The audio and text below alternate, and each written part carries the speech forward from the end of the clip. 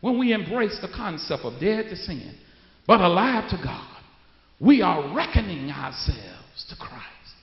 You see, the word reckoning is an accounting term that means to take into account, to calculate, or to decide. He says in the verse, likewise, reckon yourself dead indeed unto sin, but alive unto God through Jesus Christ. To reckon means to accept what God says about us as true and to live in light of it. Paul is saying that we must reckon, we must calculate, we must decide that everything in chapter 6 is true. In other words, consider yourself dead to sin and alive to God. But I know you're sitting there looking at me and you're saying, Reverend, I'm not dead yet. That's obvious because you're looking at me. We have not physically died yet, though we are to consider our old man or our old self dead. We also know that though once we are saved, we are dead to the old self, there will still be times that we will sin. But now the difference is that in our old self, we are not content with living in sin. Sin wasn't an issue, and even though we sin sometimes, now we can go to God and ask for forgiveness. Now we still sin, but we are no longer comfortable doing it. And we don't want to live in sin anymore. And when we do, we are regretful or angry at ourselves for it. This is the key difference. We have moved from the place that we were more than happy, ignorant even, to live in sin, to a place where sin is something we don't want anymore. I know you say we need to go back to the old time way, but not all the old things were good. Yeah, we do need to go to the old time way of seeking God and serving God and sanctifying ourselves for service to the Lord. Because that is the old time way. See, you used to be enslaved to the power of sin. Now we are free to resist it. See, a dead person does not see themselves as immoral, liars, cheaters, gossipers, or any other name we use for sinners. Now we are alive to God in Jesus Christ. This means that we have to see ourselves as holy, sanctified, worshipers, prayerful servants, and fruit-bearing members. You see, you owe God. Did you hear what I said? I'm telling you today that we have to reckon ourselves dead to sin, but alive to God. See, I pray like everything is dependent on God. Oh, but I work like everything is dependent on me. See, if you have a problem with this, being dead to sin, yeah, we have plenty of mortuaries that we can let you know about. If you have a problem with being dead to sin, we have plenty of mortuaries that you can call and have a memorial service for your old self, because your old self is dead. And I thank God that my old self is dead. I thank God for freeing me to not be a slave to sin. You see, we know temptations will come to us while we are still in the body. But I thank God He will show us a way of escape. You know, I thank God that in spite of our wrong, He still keeps using us. In spite of our wrong, He still keeps blessing us. In spite of our wrong, He still keeps teaching us. In spite of our wrong, He still keeps enduring us.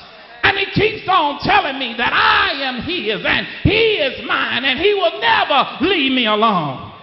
Therefore, I no longer accept the bondage of slavery. I no longer choose to be depressed. I no longer choose to be bogged down. I no longer choose to be trapped. I no longer choose to be caught up in my old self.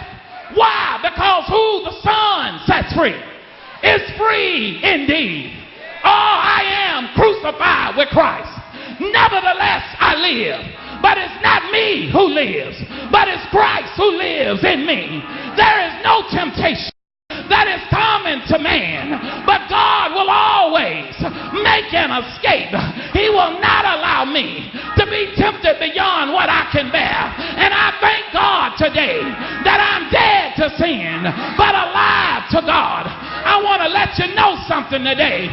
One day in the spiritual OK Corral, I was sinking deep in sin, far from the peaceful shore, very deeply stained within, sinking to rise no more. But the master of the sea, he pulled out the big gun on me. He pulled out not an Uzi, not a 33, not a 22, not an AK-47, but he pulled out a JC-28 and he shot me, and I've never been the same again. Oh, he shot me with Matthew, Mark, Luke, and John. He shot me today with Acts and Romans. He shot me with 1st and 2nd Corinthians. He shot me with Philippians and Ephesians. Oh, he shot me with Galatians. Oh, he shot me with 1st and 2nd Thessalonians. Oh, he shot me with 1st and 2nd Timothy. Oh, he shot me with Titus. Oh, he shot me with Philemon. Oh, and I'm so glad today that he shot me right now. He shot me with Hebrews and James. Oh, I'm so glad today that he shot me with 1st and 2nd Peter. Oh, I'm so glad today that he shot me with 1st, 2nd, and 3rd John. Oh, he shot me with Jude. Oh, being the last shot was with Revelations. And I've never been the same again. And I thank God today that I can stand right now and say that can't nobody do you like Jesus. Can't nobody do you like the Lord can. Can't nobody do you like Jesus. Can't nobody do you like the Lord can. Oh, can't nobody do you like Jesus.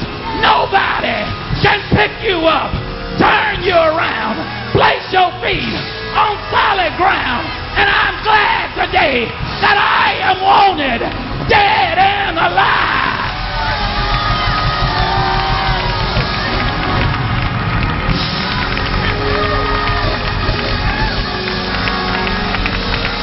And if you are a real servant of God, why don't you get on your feet today? Why don't you touch 3 people and let them know, I am wanted, dead and alive. I am wanted, dead and alive. I am wanted, dead and alive. I am crucified with Christ. Nevertheless I live. But it's not me who lives, but it's Christ who's living in me. And the life that I now live, I live by the Son of God who loved me and gave himself for me.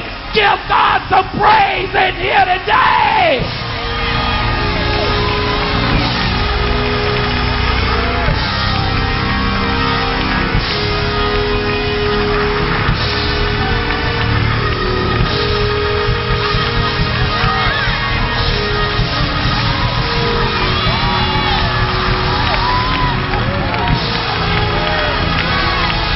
Just in case I missed your neighbor, why don't you point your 28 at them and let them know you're wanted. You're wanted. And if you know you're wanted, you got to do like the criminal do.